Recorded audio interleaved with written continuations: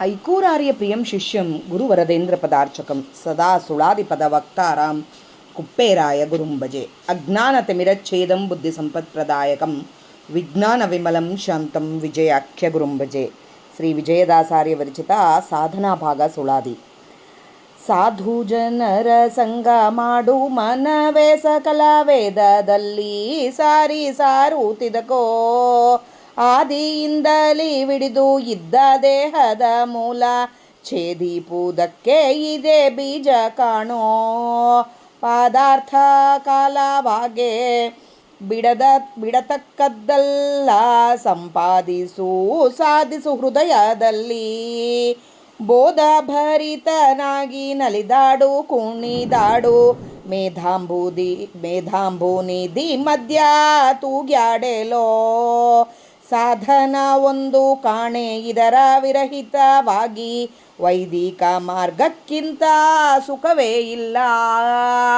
ಆದಿತ್ಯ ಗಣದವರು ಭವವಲ್ಲವೆಂದು ಬಲುರೋದನದಿಂದ ಹರಿಯ ತುತಿ ಪಾರಿದಕೋ ಸಾಧಿಸಿ ತಿಳಿದು ನೋಡು ನಿನ್ನ ಪಾಡೇನು ಮೃತ್ಯು ಹಾದಿ ನೋಡು ತಲಿದೆ ದಿವಸ ಎಣಿಸಿ ಈ ದೇಹ ದೃಢವಾಗಿ ಉಳ್ಳ ಪರ್ಯಂತ ನಿನಗೆ ಈ ದೇಹಿಗಳೆಲ್ಲ ಅನುಬಂಧಿಯೋ ಮೇಧಾದಿ ಕರ್ಮಗಳು ಮಾಡಿದರೇನು ಬ್ರಹ್ಮವಾದಿಗಳ ಸಂಘವಿಲ್ಲದನಕ ಓದಿದ ಮಾನವನು ಮಾತಂಗಿ ಸಂಗ ಮಾಡಿ ಮೇಧಿನಿಯೊಳಗೆ ಇದ್ದಂತೆ ಕಾಣೋ ತೇದ ಕರ್ಪೂರ ಗಂಧ ಹಂದಿಗೆ ಪೂಸಿ ವಿನೋದ ಮಾಡಿದಂತೆ ತಿಳಿಯದ ಕರ್ಮ ಗೋಧಿಯ ಬೀಸಿ ತಂದು ಅದಕ್ಕೆ ಮಧ್ಯವೇ ಹಾಕಿ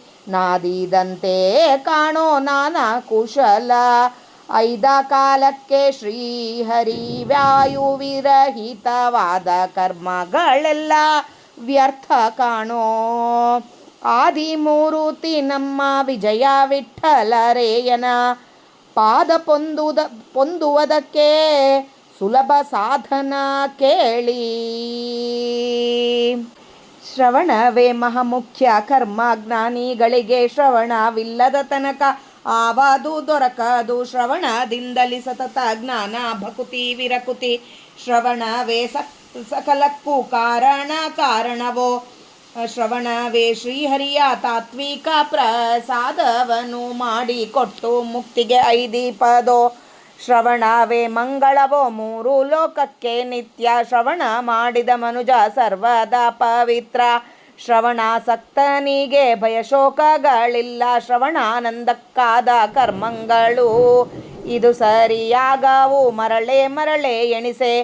ಶ್ರವಣಕ್ಕೆ ಒಲಿವ ವಿಜಯ ವಿಠ್ಠಲನಂಗ್ರಿ. ನವ ನಾಮಗಳ ಶ್ರವಣ ಮಾಡೋ ಮನುಜ.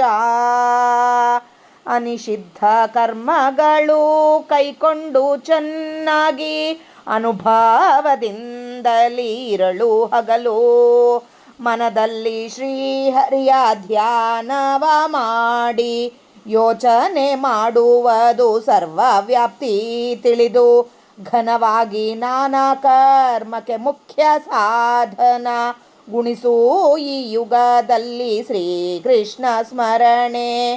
ಕ್ಷಣವೊಂದು ಮಾಡಿದರೆ ಅನಂತ ಬಹು ಜನುಮದಲ್ಲಿ ಮಾಡಿದ ಸತ್ಕರ್ಮವು ಎಣಿಕೆ ಮಾಡಿದರಾಗೆ ಇದಕ್ಕೆ ಸರಿ ಬಪ್ಪದೆ ಮನುಜ ಕೇಳಲೋ ಮಾತು ಅತಿ ರಹಸ್ಯ. ಪ್ರಣವವಿಡಿದು ವಾಯು ಜಠರವನೇ ತುಂಬಿ ಗಣನೆ ಇಲ್ಲದ ತಪಸ್ಸು ಮಾಡಲ್ಯಾಕೆ. ಕೊನೆಗೆ ಪೂರೈಸದು ಕರ್ಮಠನಾದರೆ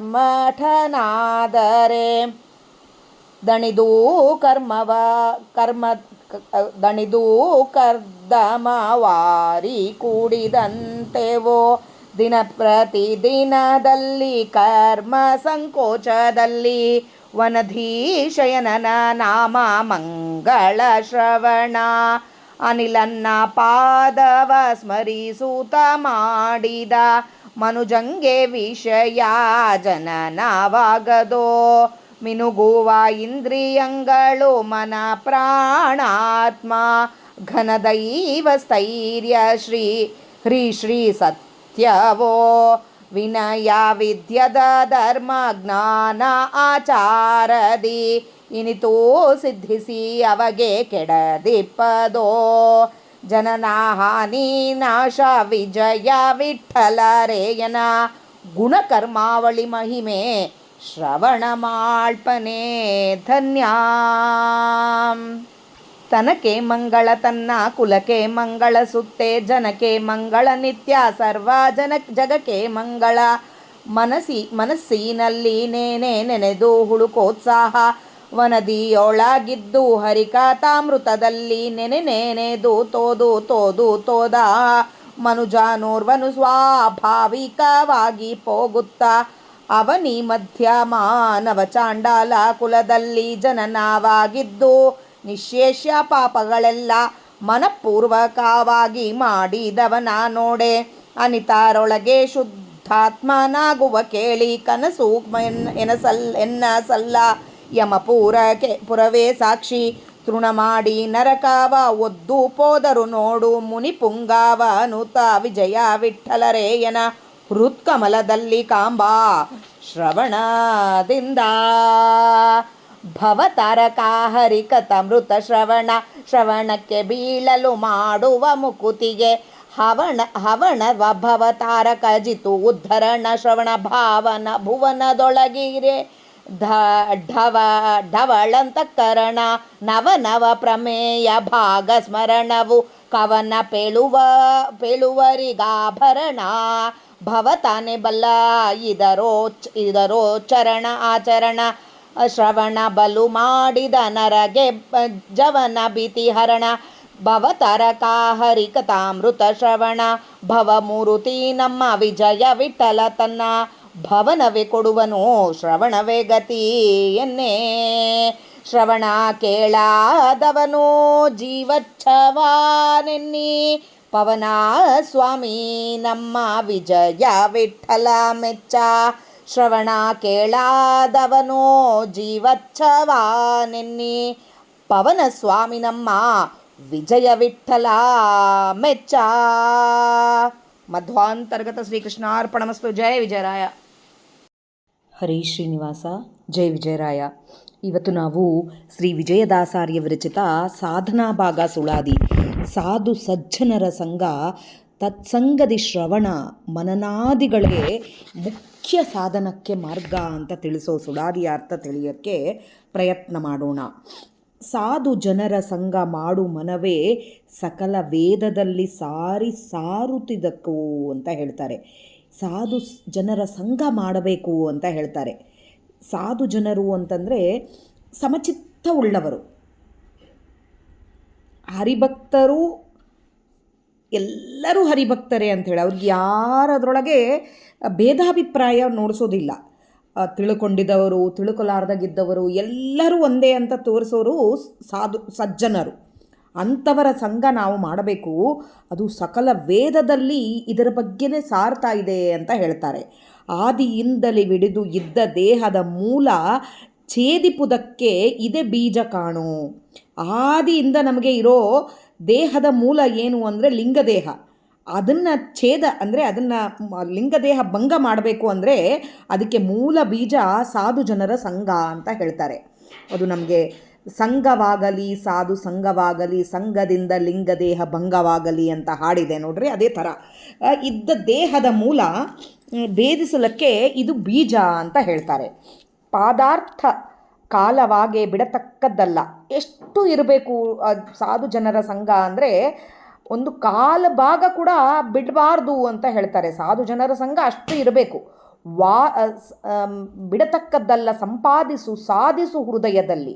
ಇದು ಹೃದಯದಲ್ಲಿ ಸಾಧನೆ ಮಾಡಬೇಕು ಅಂತ ಹೇಳ್ತಾರೆ. ಅಂದರೆ ಮನಸ್ಸು ಅವರಲ್ಲೇ ಇಟ್ಟು ಅವರು ಹೇಳಿದ್ದನ್ನೆಲ್ಲ ಕೇಳ್ತಾ ಅದನ್ನು ಅನುಷ್ಠಾನಕ್ಕೆ ತಗೊಂಡು ಬರಬೇಕು. ಅವಾಗೇ ಸಾಧು ಜನರ ಸಂಘ ಮಾಡಿದರೆ ಕೂಡ ಅದರಲ್ಲಿಂದ ಉಪಯೋಗ ಆಗತ್ತೆ.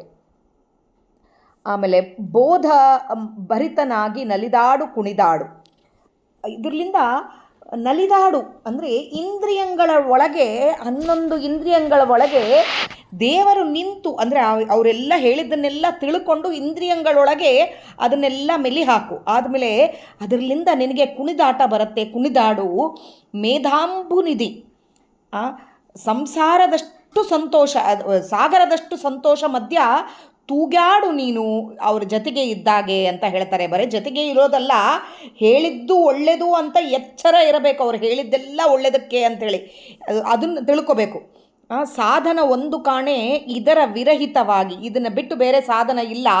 ವೇದೋಕ್ತ ಮಂತ್ರಗಳು ಎಲ್ಲ ಹೇಳೋರು ಯಾರಿದ್ದಾರೋ ಅವರ ಮಾರ್ಗಕ್ಕಿಂತ ಸುಖವೇ ಇಲ್ಲ ಅಂತ ಹೇಳ್ತಾರೆ. ಆದಿತ್ಯ ಗಣದವರು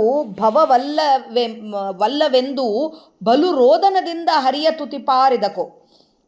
ಈ ತತ್ವಾಭಿಮಾನಿ ದೇವತೆಗಳು ಕೂಡ ನಮಗೆ ಈ ಸಂಸಾರ ಸಮುದ್ರ ಬೇಡ ಅಂಥೇಳಿ ದೇವರನ್ನು ಸ್ತುತಿ ಮಾಡ್ತಾ ಇರ್ತಾರೆ. ಅಂದರೆ ಇದರೊಳಗೆ ಆದಿತ್ಯಗಣದವರು ಕೂಡ ಸಂಸಾರ ಬೇಡ ಅಂಥೇಳಿ ಅವರು ಬಲು ರೋದನದಿಂದ ಹರಿಯ ಸ್ತುತಿಸ್ತಾ ಇರ್ತಾರೆ.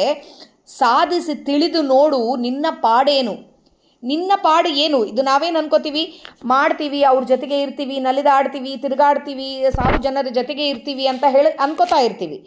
ಆಗಲಿ, ಇದಿಷ್ಟ ಆಗಲಿ, ರಿಟೈರ್ಡ್ ಆದಮೇಲೆ ಮಾಡೋಣ, ಅಥವಾ ಇನ್ನೊಂದು 4 ವರ್ಷ ಆದಮೇಲೆ ಮಾಡೋಣ, ಮನೆ ಕಟ್ಸೋದಿದೆ ಅದಾದಮೇಲೆ ಮಾಡೋಣ ಅಂತ ಅನ್ಕೋತಾ ಇರ್ತೀವಿ. ಆದರೆ ಸಾಧಿಸಿ ತಿಳಿದು ನೋಡು ನಿನ್ನ ಪಾಡೇನು, ನಿನಗೆ ಏನು ಗೊತ್ತಾ, ಮೃತ್ಯು ಹಾದಿ ನೋಡುತ್ತಲಿದೆ ದಿವಸ ಎಣಿಸಿ. ಮೃತ್ಯು ಹಾದಿ ನೋಡ್ತಾ ಇದೆ ದಿವಸ ಎಣಿಸಿ. ಯಾವಾಗ ಮೃತ್ಯು ಬರುತ್ತೆ ನಮ್ಗೆ ಗೊತ್ತಿಲ್ಲ. ದಿವಸ ಎಣಿಸ್ಲಿಕ್ಕೆ ಅಂದರೆ ಅದೇನು ಕೌಂಟ್ ಡೌನ್ ಮಾಡ್ಲಿಕ್ಕೂ ಬರಲ್ಲ ನಮಗೆ. ಇಲ್ಲಿ ಯಾವಾಗ ಮೃತ್ಯು ಬರುತ್ತೇನೋ ಗೊತ್ತಿರಲ್ಲ. ಅದಕ್ಕೆ ಇದ್ದಾಗೆ ಸಾಧನೆ ಮಾಡಬೇಕು ಅಂತ ಹೇಳೋದು. ಅದಕ್ಕೆ ಸಜ್ಜನರ ಸಂಘದೊಳಗೆ ಇರಬೇಕು. ಈ ದೇಹ ದೃಢವಾಗಿ ಉಳ್ಳ ಪರ್ಯಂತ, ಈ ದೇಹ ನಮಗೆ ಸಪೋರ್ಟ್ ಮಾಡೋವರಿಗೆ, ನಿನಗೆ ಈ ದೇಹಿಗಳೆಲ್ಲ ಅನುಬಂಧಿಯೋ. ಇವೆಲ್ಲ ಬೇರೆ ಎಲ್ಲ ಮನೆಯಾಗಿದ್ದವರು, ಮಕ್ಕಳು, ಹೆಂಡತಿ ಮಕ್ಕಳು, ಇವರೆಲ್ಲ ಅನುಬಂಧಿಗಳು ಅಷ್ಟೇ ಆಗಲಿ. ಅದಾದಮೇಲೆ ದೇಹ ಹೋದ್ಮೇಲೆ ಅವ್ರು ಯಾರೂ ನಿನ್ನ ಜೊತೆಗೆ ಬರೋದಿಲ್ಲ. ಅದಕ್ಕೆ ಸಜ್ಜನರ ಸಂಘದಿಂದ ಸಾಧನೆ ಮಾಡ್ಕೋಬೇಕು ಅಂತ ಹೇಳ್ತಾರೆ. ಮೇಧಾದಿ ಕರ್ಮಗಳು ಮಾಡಿದರೇನು, ಅಶ್ವಮೇಧ ಇಂಥ ಇಲ್ಲ ಯಾಗಗಳು ಹೋಮಗಳು ಏನು ಮಾಡಿದರೇನು, ಬ್ರಹ್ಮವಾದಿಗಳ ಸಂಘವಿಲ್ಲ ತನಕ. ಸಾಧುಗಳ ಸಂಘ ಇಲ್ಲಾರ್ದಾಗ ಹೋದರೆ, ಸಜ್ಜನರ ಸಂಘ ಇಲ್ಲಾರ್ದಾಗ ಹೋದರೆ ಏನು ಮಾಡಿದರೂ ಕೂಡ ಉಪಯೋಗ ಇಲ್ಲ ಅಂತ ಹೇಳ್ತಾರೆ. ಮೇದಿನಿಯೊಳಗೆ ಇದ್ದಂತೆ ಕಾಣು, ಓದಿದ ಮಾನವನು ಮಾತಂಗಿ. ವಾದಿಗಳ ಸಂಘವಿಲ್ಲ ತನಕ. ಓದಿದ ಮಾನವನು ಮಾತಂಗಿ ಸಂಘ ಮಾಡಿ, ಚಲೋ ತಿಳ್ಕೊಂಡಿದ್ದಂಥ ಮಾನವನು ಒಂದು ಹೆಣ್ಣಿನ ಆನೆ ಸಂಘ ಮಾಡಿದರೆ ಮೇದಿನಿಯೊಳಗೆ ಇದ್ದಂತೆ. ಆ ಹೆಣ್ಣಿನ ಆನೆ ಸಂಘ ಮಾಡಿದ್ರಲ್ಲಿ ಅದರಿಂದ ಉಪಯೋಗ ಏನೂ ಇಲ್ಲ. ಆ ಥರ ಇದ್ದಂತೆ ಕಾಣು. ತೇದ ಕರ್ಪೂರ ತೆಗೆದು ಹಂದಿಗೆ ಹಚ್ಚಿದರೆ ವಿನೋದ ಮಾಡಿದಂತೆ ತಿಳಿಯದ, ಅದರಲ್ಲಿಂದ ಒಣ ಕರ್ಮ. ಇದು ಏನಿಲ್ಲ, ನಾವು ಬರೇ ನಮಗೇನು ಗೊತ್ತಿಲ್ಲಾರ್ದಾಗೆ ಒಳ್ಳೆ ಸಜ್ಜನರ ಜೊತೆಗೆ ಇರಲಾರ್ದಾಗಿ ತೇದ ಕರ್ಪೂರ ತೊಗೊಂಡು ಹಂದಿಗೆ ಹಚ್ಚಿದರೆ ಏನು ಉಪಯೋಗ ಇದ್ದದ ಅದರಲ್ಲಿಂದ. ಆಮೇಲೆ ಗೋಧಿ ಬೀಸಿ ತಂದು ಅದಕ್ಕೆ ಮಧ್ಯ ಹಾಕಿ ಹಿಟ್ಟು ಕಲಿಸಿದರೆ ಅದರಲ್ಲಿಂದ ಏನಿದ್ದದ ಉಪಯೋಗ ಕಾಣೋ. ನಾನಾ ಕುಶಲ 5 ಕಾಲಕ್ಕೆ ಶ್ರೀಹರಿ ವಾಯು ವಿರಹಿತವಾದ. ದೇವರನ್ನ ನೆನೆಸ್ಲಾರ್ದಾಗಿ, ವಾಯುದೇವ್ರನ್ನ ನೆನೆಸ್ಲಾರ್ದಾಗಿ, ವಾಯು ಅಂತರ್ಗತ ಪರಮಾತ್ಮನ ನೆನೆಸ್ಲಾರ್ದಾಗಿ ನಾವು ಏನು ಮಾಡಿದರೆ ಕೂಡ ಆ ಕರ್ಮಗಳೆಲ್ಲ ವ್ಯರ್ಥ. ಈ ಥರ ಹಂದಿಗೆ ಇದು ಹಚ್ಚಿದಂಗೆ. ಅಂದರೆ ದೇವರನ್ನ ನೆನಪು, ಒಣ ಕರ್ಮ ಮಾಡೋದ್ರಲ್ಲಿಂದ ಇಲ್ಲ, ದೇವರ ನೆನಪು ಬರಬೇಕು ನಮಗೆ ಪ್ರತಿ ಕರ್ಮ ಮಾಡೋ ಕಾಲಕ್ಕೆ. ಇಲ್ಲ ಅಂದರೆ ಅದರಲ್ಲಿಂದ ವ್ಯರ್ಥ ಅಂತ ಹೇಳ್ತಾ ಇದ್ದಾರೆ. ಆದಿಮೂರುತಿ ನಮ್ಮ ವಿಜಯ ವಿಠ್ಠಲರೇಯನ ಪಾದ ಪೊಂದುವುದಕ್ಕೆ ಸುಲಭ ಸಾಧನ ಏನು ಅಂತ ಹೇಳ್ತೀನಿ ಕೇಳ್ರಿ ಅಂತಾರೆ ವಿಜಯದಾಸರು. ಆದಿಮೂರುತಿ ನಮ್ಮ ವಿಜಯ ವಿಠ್ಠಲರೇಯನ ದೇವರ ಪಾದ ಹೊಂದಬೇಕು ಅಂದರೆ ಸುಲಭ ಸಾಧನ ಏನು ಅಂತಂದರೆ ಮಟ್ಟತಾಳದೊಳಗೆ ಹೇಳ್ತಾರೆ, ಶ್ರವಣವೇ ಮಹಾಮುಖ್ಯ ಕರ್ಮಜ್ಞಾನಿಗಳಿಗೆ. ಶ್ರವಣ, ಈ ಸಜ್ಜನರ ಸಂಘದಿಂದ ಗುರುಗಳಲ್ಲಿಂದ ಶ್ರವಣ ಮಾಡಬೇಕಂತೆ. ಅದು ಭಾಳ ಮುಖ್ಯ ಕರ್ಮಜ್ಞಾನಿಗಳಿಗೆ. ಶ್ರವಣ ಕೇಳ್ತಾ ಇರಬೇಕು. ಶ್ರವಣವಿಲ್ಲ ತನಕ ಆವುದು ದೊರಕದು. ಯಾವುದು ನಾವು ಕೇಳಲಾರ್ದಾಗಿ ನನ್ನಷ್ಟು ನಾನೇ ಸಾಧನೆ ಮಾಡ್ತೀನಿ ಅಂದರೆ ಏನೂ ಸಿಗೋದಿಲ್ಲ. ನಮಗೆ ಒಬ್ಬರು ಗುರುಗಳು ಅಂತ ಇರಬೇಕು, ಅವರಿಂದ ನಮಗೆ ಶ್ರವಣ ಆಗ್ತಾ ಇರಬೇಕು. ಶ್ರವಣದಿಂದಲೇ ಸತತ ಜ್ಞಾನ ಭಕುತಿ ವಿರಕೃತಿ. ಶ್ರವಣದಲ್ಲಿಂದನೇ ಸತತ ಜ್ಞಾನನೂ ಬರುತ್ತೆ, ಭಕ್ತಿನೂ ಬರುತ್ತೆ, ವಿರಕ್ತಿನೂ ಬರುತ್ತೆ ಅಂತ ಹೇಳ್ತಾರೆ. ಶ್ರವಣವೇ ಸಕಲಕ್ಕೆ ಕಾರಣವು. ಶ್ರವಣವೇ ಸಕಲಕ್ಕೆ ಕಾರಣ. ಶ್ರವಣವೇ ಶ್ರೀಹರಿಯ ತಾತ್ವಿಕ, ದೇವರ ತಾತ್ವಿಕ ಪ್ರಸಾದ ಉಣಿಸ್ತದ ಶ್ರವಣ ಅಂತ ಹೇಳ್ತಾರೆ. ಮಾಡಿಕೊಟ್ಟು ಮುಕ್ತಿಗೆ ಯೋಗ್ಯನ್ನ ಮಾಡ್ತದ, ನಮಗೆ ಮುಕ್ತಿಗೆ ಕರ್ಕೊಂಡು ಹೋಗ್ತದ ಶ್ರವಣ ಇರಬೇಕು.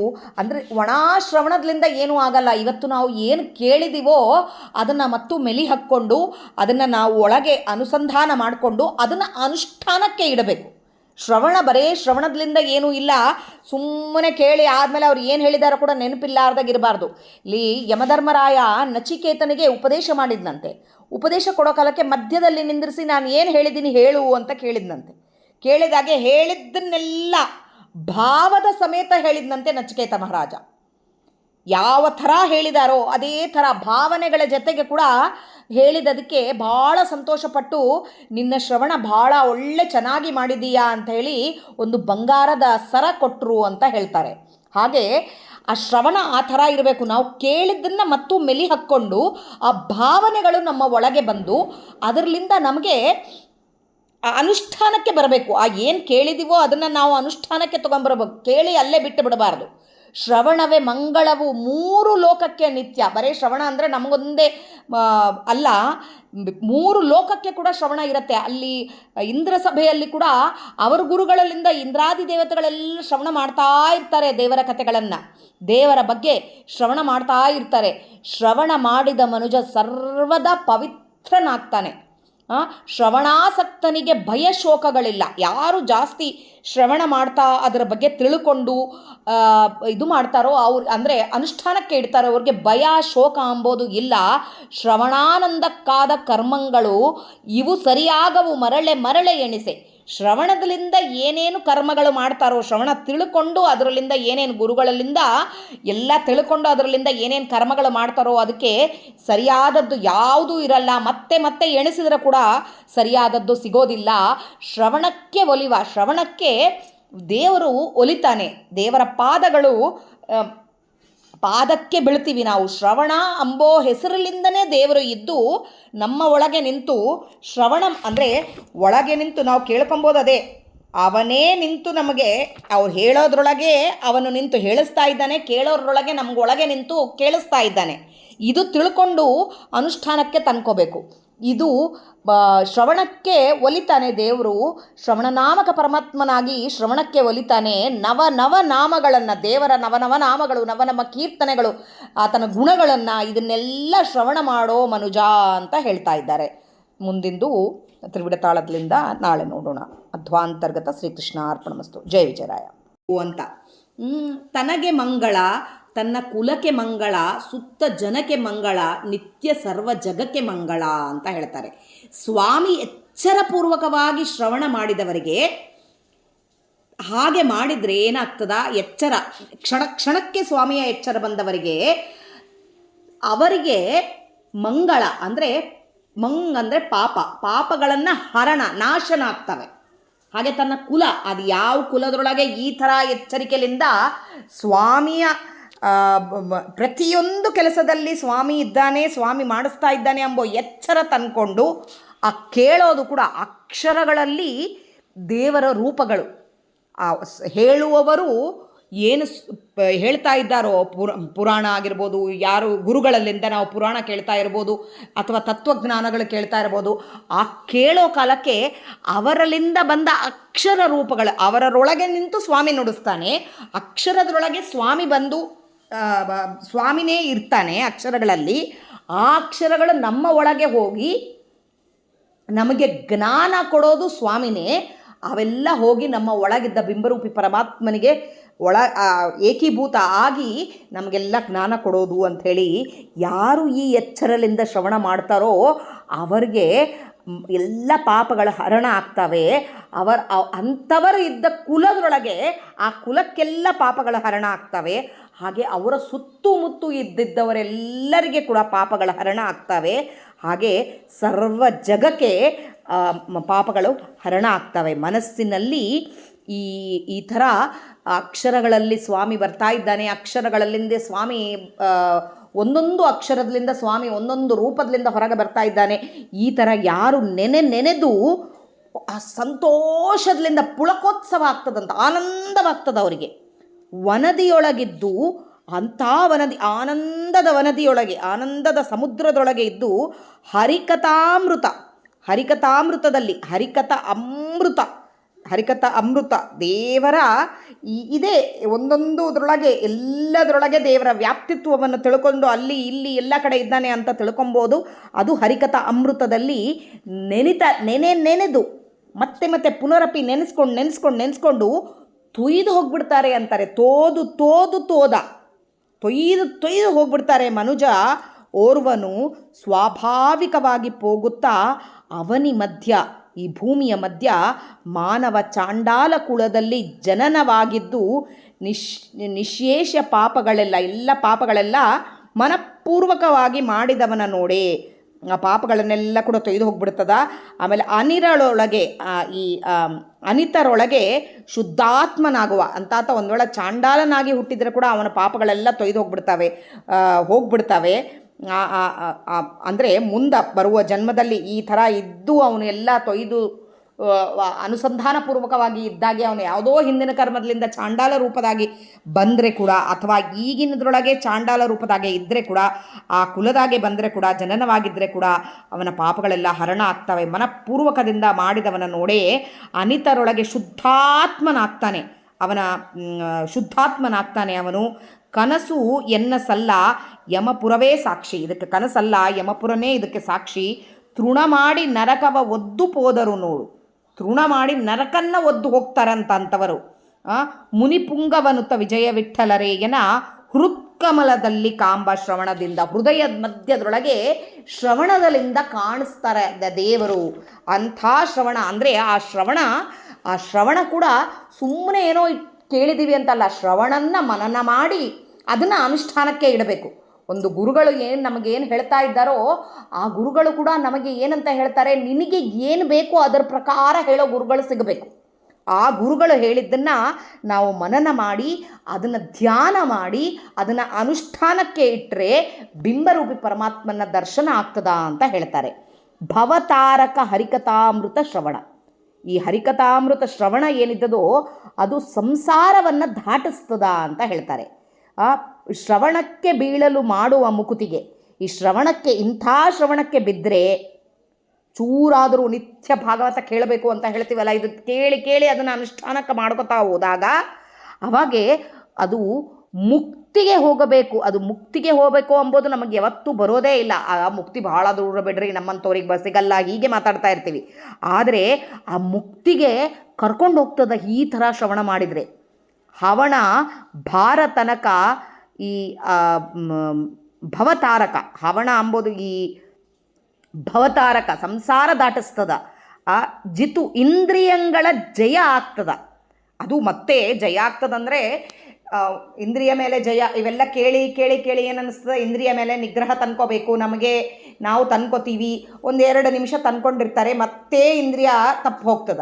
ಇದು ಹೇಗಂದರೆ ಒಂದು ತೊಟ್ಟಲು ತೂಗಿದಾಗೆ ತೂಗಿ ಬಂದು ಒಂದು ಕಡೆ ನಿಂದಿರ್ತದ. ಆ ಥರ ನಮಗೆ ಹಾಗೆ ನಾನು ಮಾಡಿದ್ದೀನಿ ಅಂತ ಅನ್ನೋವರೆಗೆ ತೂಗಿದಂಗೆ ಇಂದ್ರಿಯ ನಿಗ್ರಹ ಆಗ್ಯದ ಅಂತ ಅನ್ನಿಸ್ತದ. ನಾನು ಇಂದ್ರಿಯ ನಿಗ್ರಹ ಮಾಡಿದೆ ಅಂತ ಅಂತೀವಿ. ಅಂದ ತಕ್ಷಣ ಮತ್ತೆ ಅದನ್ನು ದೇವರು ತೆಗೆಸ್ಬಿಡ್ತಾನೆ. ಯಾವುದೋ ಕಡೆ ಮನಸ್ಸು ಚೇಂಜ್ ಮಾಡೋದು ಅದು ಇದು ಮಾಡ್ತಾನೆ.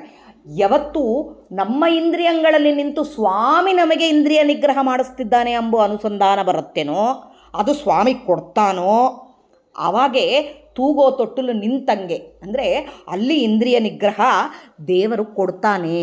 ಅದು ಜಿತು ಉದ್ಧರಣ, ಶ್ರವಣ ಭಾವನ. ಶ್ರವಣದಲ್ಲಿಂದನೇ ಅದು ಭಾವನಾತ್ಮಕವಾಗಿ ನಾವು ಅದನ್ನು ಶ್ರವಣ ಮಾಡಬೇಕು.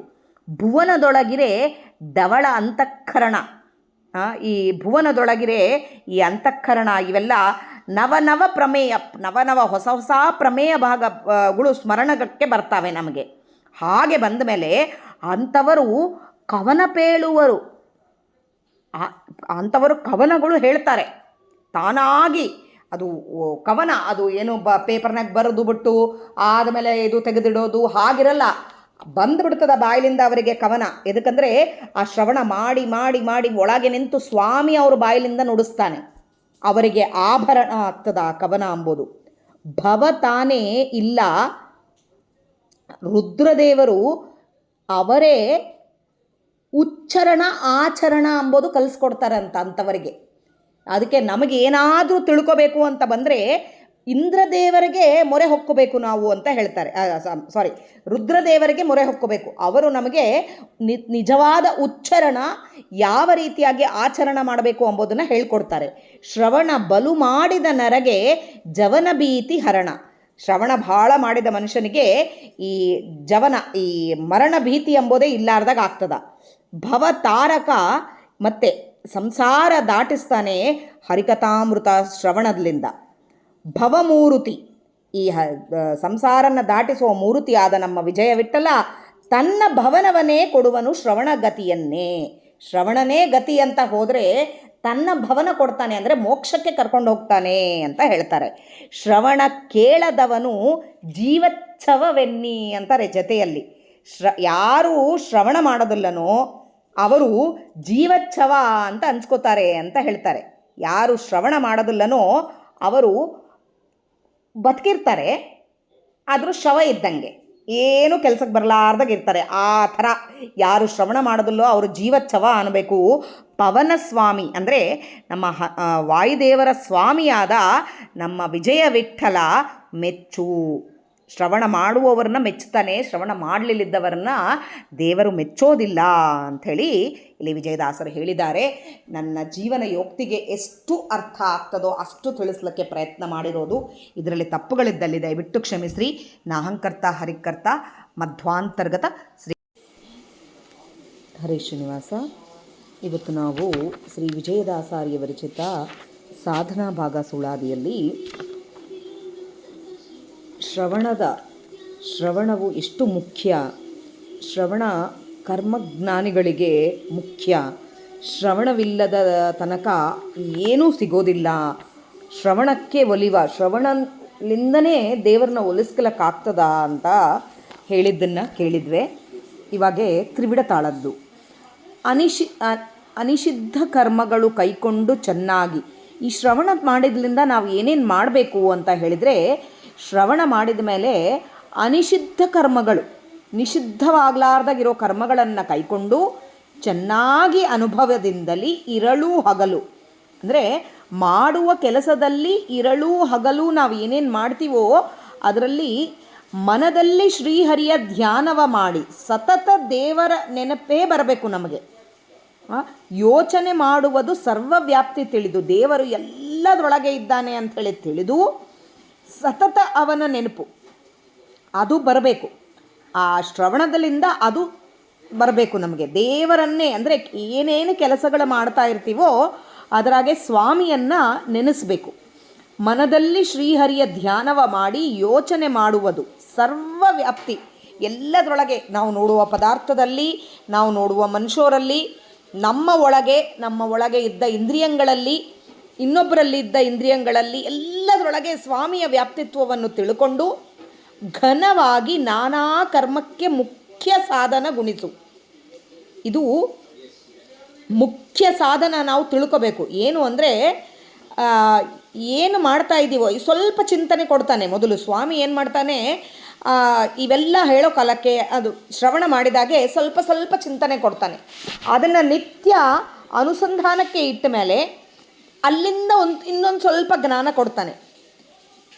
ಆ ಜ್ಞಾನದಿಂದ ಇನ್ನೊಂದು ಸ್ವಲ್ಪ ಜ್ಞಾನ, ಅದನ್ನು ಮತ್ತು ಅನುಷ್ಠಾನಕ್ಕೆ ಇಡ್ತಾನೆ. ಹೀಗೆ ಮಾಡ್ಕೊತಾ ಘನವಾಗಿ ನಾನಾ ಕರ್ಮಕ್ಕೆ ಮುಖ್ಯ ಸಾಧನಕ್ಕೆ ತೊಗೊಂಡು ಬರ್ತಾನೆ ಸ್ವಾಮಿ. ಅದನ್ನೆಲ್ಲ ನಾವೇನು ಮಾಡಬೇಕು, ಆ ಸಾಧನವನ್ನು ಈ ಯುಗದೊಳಗೆ ಶ್ರೀಕೃಷ್ಣನ ಸ್ಮರಣೆ ಮಾಡಬೇಕು.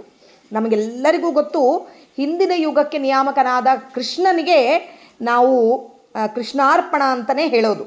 ಯಾರು ಎಂಥವರ ಆದರೆ ಕೂಡ ಯಾವ ದೇವರ ಪೂಜೆ ಮಾಡಲಿ, ಏನು ಮಾಡಿದರೆ ಕೂಡ ಕೃಷ್ಣಾರ್ಪಣ ಅಂತಲೇ ಹೇಳೋದು. ಶ್ರೀಕೃಷ್ಣನ ಸ್ಮರಣೆ ಕ್ಷಣವೊಂದು ಮಾಡಿದರೆ, ಆ ಥರ ನಾವು ಮಾಡುವ ಪ್ರತಿ ಕೆಲಸದಲ್ಲಿ ಸತತ ದೇವರ ನೆನಪು ತಂದುಕೊಂಡು ಕೃಷ್ಣನಿಗೆ ಅರ್ಪಣೆ ಮಾಡಿದರೆ, ಆ ಥರ ಒಂದು ಕ್ಷಣ ಮಾಡಿದರೆ ಕೂಡ ಅನಂತ ಅನಂತ ಬಹುಜನ್ಮದಲ್ಲಿ ಮಾಡಿದ ಸತ್ಕರ್ಮ, ಅಂದರೆ ಏನೇ ಒಂದು ಕೆಲಸ ಮಾಡ್ತಾ ಇರೋ ಕಾಲಕ್ಕೆ ಅದು ತಗೊಂಡು ಬಂದು, ಅಂದರೆ ಆ ಕರ್ಮ ಆ ಮಾಡುವ ಕರ್ಮದಲ್ಲಿ ದೇವರ ಪೂಜೆ ಮಾಡ್ತಾ ಇದ್ದರೆ ಅಥವಾ ಅಡಿಗೆ ಮಾಡ್ತಾ ಇದ್ದರೆ ಆ ಪಾತ್ರೆಯಲ್ಲಿ, ಅಡಿಗೆ ಸಾಮಾನಲ್ಲಿ, ಆ ಅಕ್ಕಿಯಲ್ಲಿ, ಬ್ಯಾಳಿಯಲ್ಲಿ, ಕುದ್ದ ಅನ್ನದರೊಳಗೆ ಎಲ್ಲದರೊಳಗೆ ದೇವರ ರೂಪಗಳು, ದೇವರ ಒಂದೊಂದು ರೂಪಗಳು ಹೊರಗೆ ಬರ್ತಾ ಇದ್ದಾವೆ ಎಂಬುದು ಮನಸ್ಸಿಗೆ ತಂದುಕೋಬೇಕು. ಅದು ಶ್ರವಣ ಮಾಡಿದ್ರಲಿಂದ ಅದೆಲ್ಲ ಉಪಯೋಗ. ಅದನ್ನೆಲ್ಲ ಆ ರೂಪಗಳು, ಇದು ನಮ್ಮ ದೇವರ ಅವತಾರಗಳದರೊಳಗೆ ಬಂದ ರೂಪಗಳು, ನಮ್ಮ ಒಳಗಿದ್ದ ಬಿಂಬರೂಪಿ ಪರಮಾತ್ಮ, ಇವೆಲ್ಲ ಒಂದೇ ಎಂಬುದನ್ನ ಅನುಸಂಧಾನಕ್ಕೆ ತಂದುಕೊಂಡು ಕೃಷ್ಣನಿಗೆ ಅರ್ಪಣೆ ಅಂತ ಒಂದು ಕ್ಷಣ ಮಾಡಿದರೆ ಕೂಡ ಅದು ಅನಂತ ಅನಂತ ಬಹುಜನುಮದಲ್ಲಿ ಮಾಡಿದ ಸತ್ಕರ್ಮಕ್ಕೆ ಎಣಿಕೆ ಮಾಡಿದರಾಗ ಇದಕ್ಕೆ ಸರಿಬಪ್ಪನೆ. ಅನಂತ ಅನಂತ ಜನ್ಮದೊಳಗೆ ಸತ್ಕರ್ಮಗಳು ಮಾಡಿದರೆ ಅದನ್ನ ಎಣಿಸಿದರೆ ಕೂಡ ಇದು ಈ ರೀತಿಯಾಗಿ ನಾವು ಅನುಸಂಧಾನಪೂರ್ವಕವಾಗಿ ಕೃಷ್ಣನಿಗೆ ಅರ್ಪಣೆ ಮಾಡಿದರೆ ಅದಕ್ಕೆ ಸರಿಸಮಾನ ಆಗೋದೇ ಇಲ್ಲ ಅಂತ ಹೇಳ್ತಾರೆ. ಅನಂತ ಅನಂತ, ಅಷ್ಟು ಅನಂತ ಅನಂತ ಮತ್ತು ಬಹುಜನ್ಮ ಅಂತ ಹೇಳ್ತಾ ಇದ್ದಾರೆ ಇಲ್ಲಿ. ಅಷ್ಟು ಅದಕ್ಕೆ ಮಾಡುವ ಪ್ರತಿ ಕೆಲಸದಲ್ಲಿ, ಪ್ರತಿ ಇದರೊಳಗೆ ನಾವು ನಿಂತಲ್ಲಿ ಕೂತಲ್ಲಿ ನಾವು ಮಾಡುವ ಪ್ರತಿ ಕೆಲಸದಲ್ಲಿ ಸ್ವಾಮಿ ನಿಂತು ಮಾಡಿಸ್ತಾ ಇದ್ದಾನೆ. ಅಲ್ಲಿ ಒಂದೊಂದು ಸ್ವಾಮಿಯ ರೂಪಗಳೇ ಇದ್ದಾವೆ ಎಂಬುದನ್ನು ನಾವು ತಿಳ್ಕೊಂಡು ಮಾಡ್ತಾ ಇದ್ರೇ ಅದು ನಿಜವಾದ ಶ್ರವಣ ಮಾಡಿದ್ದು. ಆ ಶ್ರವಣದಿಂದ ನಾವು ಇದೆಲ್ಲ ತಿಳ್ಕೊಂಡಿದ್ದೀವಿ ಎಂಬುದಕ್ಕೆ ಬರ್ತದೆ. ಮನುಜ ಕೇಳಲೋ ಮಾತು ಅತಿ ರಹಸ್ಯ ಇದು. ಪ್ರಣವವಿಡಿದು ವಾಯು ಜಠರವನೇ ತುಂಬಿ ಓಂಕಾರನಾದದಲ್ಲಿಂದ ಇದು ವಾಯು ಜಠರವು ಅಂದರೆ ನಮ್ಮ ಗಾಳಿಯನ್ನು, ಪ್ರಣವವಿಡಿದು ವಾಯು ಜಠರವನ್ನು ಅಂದರೆ ಪ್ರಾಣಾಯಾಮಗಳು ಮಾಡಿ ಗಾಳಿಯನ್ನು ತುಂಬಿ ವಾಯುವನ್ನು ತುಂಬಿಕೊಂಡು ಗಣನ ಇಲ್ಲದಾರ್ಗೆ ತಪಸ್ಸು ಮಾಡಿ ಏನು ಮಾಡಿದರೆ ಕೊನೆಗೆ ಪೂರೈಸೋದು ಕರ್ಮಠನಾದರೆ ಬೇಕಾಗಿದ್ದು ಸಿಗೋದಿಲ್ಲ ಅಂತ ಹೇಳ್ತಾರೆ ಇಲ್ಲಿ. ದಣಿದು ಕರ್ದಮ ವಾರಿ ಕುಡಿದಂತೆವೆ. ದಣಿದು ಕರ್ದಮ ದಣಕೊಂಡು ಬಂದು ಕೆಸರು ಕುಡಿಲಕ್ಕಾಗತ್ತೇನಾ? ಅದು ಕುಡಿದ್ರೆ ದಂಡ. ನಮಗೆ ಕೆಸರು ಕುಡಿದ್ರಲಿಂದ ನೀರಡಿಕೆ ಹೋಗೋದಿಲ್ಲ. ಅದೇ ಥರ ಇದು ಏನು ತಪಸ್ಸು ಮಾಡಿದ್ದು, ಸುಮ್ಮನೆ ಮೂಗು ಮುಚ್ಕೊಂಡು ಕೂತ್ಕೊಂಡು ತಪಸ್ಸು ಮಾಡಿದರೆ ಏನೂ ಬರೋದಿಲ್ಲ. ಪ್ರತಿದಿನದಲ್ಲಿ ಕರ್ಮ ಸಂಕೋಚದಲ್ಲಿ ಪ್ರತಿದಿನ ಮಾಡೋ ಕರ್ಮಗಳನ್ನು ಸ್ವಲ್ಪ ಕಡಿಮೆ, ಅಂದರೆ ಹೆಚ್ಚಿಗೆ ಬರೇ ಕರ್ಮಕ್ಕೊಂದೇ ಇದು ಕೊಡಲಾರ್ದಾಗಿ ವನದಿಶಯನನ ನಾಮ ಮಂಗಳ ಶ್ರವಣ ಮಾಡಬೇಕು. ಅನಿಲನ್ನ ಪಾದವ ಸ್ಮರಿಸುತ್ತಾ. ಇದು ಬರೇ ನಾವು ಕರ್ಮ ಮಾಡ್ತೀವಿ ಅಂತ ಹೇಳಿ ಬರೇ ಪೂಜೆ ಮಾಡ್ಲಿಕ್ಕೆ ಒಂದು 3 ತಾಸು 4 ತಾಸು ಕೂತ್ಕೊಂಡು ಅದನ್ನು ಅನುಸಂಧಾನಪೂರ್ವಕವಾಗಿ ಮಾಡಿದರೆ ಅದು ಕೂಡ ಮಾಡಬೇಕು. ಆದರೆ ಶ್ರವಣಕ್ಕೆ ಕೂಡ ನೀವು ಸ್ವಲ್ಪ ಇದು ಕೊಡಬೇಕು. ನಿತ್ಯ ಶ್ರವಣ ಮಾಡಬೇಕು. ಹಾಗೆ ಬರೇ ನಾವು ದೇವರ ಪಾದ ಹಿಡಿದ್ರೆ ಏನೂ ಆಗೋದಿಲ್ಲ. ಇಲ್ಲಿ ವಾಯುದೇವರ ಪಾದ ಸ್ಮರಣೆ ಮಾಡಬೇಕು. ಏನಿದ್ರೆ ನಾವು ಏನೇ ಕರ್ಮ ಮಾಡೋ ಕಾಲಕ್ಕೆ ನಾವು ಹೇಳ್ತಿರ್ತೀವಿ, ಭಾರತೀ ರಮಣ ಮುಖ್ಯ ಪ್ರಾಣಾಂತರ್ಗತ, ಅದು ಬರೇ ಬಾಯಿಲಿಂದ ಹೇಳೋದು ಅಷ್ಟೇ ಆಗಲಿ. ಇಲ್ಲಿ ವಾಯುದೇವರನ್ನು ನೆನೆಸಿ ದೇವರನ್ನು ಸ್ಮರಣೆ ಮಾಡಬೇಕು. ಅನಿಲನ್ನ ಪಾದವ ಸ್ಮರಿಸುತ್ತಾ ಮಾಡಿದ ಮನುಜನಿಗೆ ವಿಷಯ ಜನನವಾಗದು. ಬೇರೆ ಕಡೆ ನಮಗೆ ಮನಸ್ಸು ಹೋಗೋದಿಲ್ಲ. ದೇವರ ನಾಮಸ್ಮರಣೆ ಮಾಡಬೇಕು ಅಂತಂದಾಗೆ ವಾಯುದೇವರ ಅಂತರ್ಗತನೇ ಅಂತ ಅಂದ್ಕೊಂಡು ವಾಯುದೇವರನ್ನ ಕಾಲು ಹಿಡಿದು ದೇವರ ಕಡೆ ಧ್ಯಾಸ ಕೊಡು ಅಂತಂದರೆ ಬೇರೆ ಕಡೆ ಧ್ಯಾಸ ಕೊಡಲಾರ್ದಾಗಿ ದೇವರ ಕಡೆನೇ ಧ್ಯಾಸ ಕೊಡ್ತಾನೆ ವಾಯುದೇವರು. ಮಿನುಗುವ ಇಂದ್ರಿಯಗಳು ಆ ಥರ ನಾವು ಮಾಡಿದರೆ ನಮ್ಮ ಇಂದ್ರಿಯಗಳೆಲ್ಲ ಹೊಳಿತವೆ. ಆಮೇಲೆ ನಮ್ಮ ಹತೋಟಿಯಲ್ಲಿ ಬರ್ತವೆ. ಪ್ರಾಣಾತ್ಮ ಘನ ಧೈರ್ಯ ಸ್ಥೈರ್ಯ, ಆಮೇಲೆ ಹ್ರೀ ಸತ್ಯವು, ಇವೆಲ್ಲ ಸತ್ಯ, ಘನ, ಧೈರ್ಯ ಎಲ್ಲ ಬರ್ತವೆ ನಮಗೆ. ವಿನಯ ವಿದ್ಯದ ಧರ್ಮ, ವಿನಯ ವಿದ್ಯಾ ಧರ್ಮ ಜ್ಞಾನ ಆಚಾರ ಇವೆಲ್ಲ ಸಿದ್ಧಿಸ್ತವೆ. ಯಾವಾಗ ವಾಯುದೇವರ ಪಾದ ಹಿಡಿತೀವೋ ಆವಾಗ ನಮಗೆ ವಿನಯ ದೊಡ್ಡವರ ಹತ್ರ ವಿನಯ ಯಾವ ರೀತಿಯಾಗಿ ನಡ್ಕೋಬೇಕು ಅಂಬೋದು, ಆಮೇಲೆ ಧರ್ಮ ಜ್ಞಾನ ಯಾವ ಥರ ಆಚಾರ ವಿಚಾರ ಮಾಡಬೇಕು ಅಂಬೋದು ಇದೆಲ್ಲ ಸಿದ್ಧಿಗೆ ಬರ್ತವೆ. ಆವಾಗೆ ಕೆಡದಿಪ್ಪದು ಯಾವುದು ನಮಗೆ ಕೆಡು ಮಾರ್ಗಕ್ಕೆ ಕರ್ಕೊಂಡು ಹೋಗ್ಲಾರ್ದಾಗಿ ಸರಿಯಾಗಿ ಕರ್ಕೊಂಡು ಹೋಗ್ತಾರೆ ವಾಯುದೇವರು. ಜನನ ಹಾನಿ ನಾಶ ಅಂದರೆ ಇಲ್ಲಿ ಜನನ ಹಾನಿ ನಾಶ ಅಂತಲ್ಲ, ಜನನ ನಾಶ ಹಾನಿ ನಾಶ, ಜನನಗಳನ್ನು ನಾಶನ ಮಾಡೋ ಆತ, ಹಾನಿಗಳು ನಮಗೆ ಬರೋ ಕಷ್ಟಗಳನ್ನು ನಾಶನ ಮಾಡೋ ಆತ ವಿಜಯ ವಿಠ್ಠಲರೇಯನ ಗುಣಕರ್ಮಾವಳಿ ಮಹಿಮೆ ಶ್ರವಣ ಮಾಡ್ಪನೇ ಧನ್ಯ. ಅವನ ಗುಣಗಳ ಬಗ್ಗೆ ಶ್ರವಣ ಮಾಡೋದೇ ದೊಡ್ಡ ಧನ್ಯ ಅಂತ ಹೇಳ್ತಾರೆ. ಅದು ನಾವೇನಂದರೆ ನಿತ್ಯ ಶ್ರವಣ ಮಾಡಲೇಬೇಕು ಅಂತ ಹೇಳ್ತಾರೆ.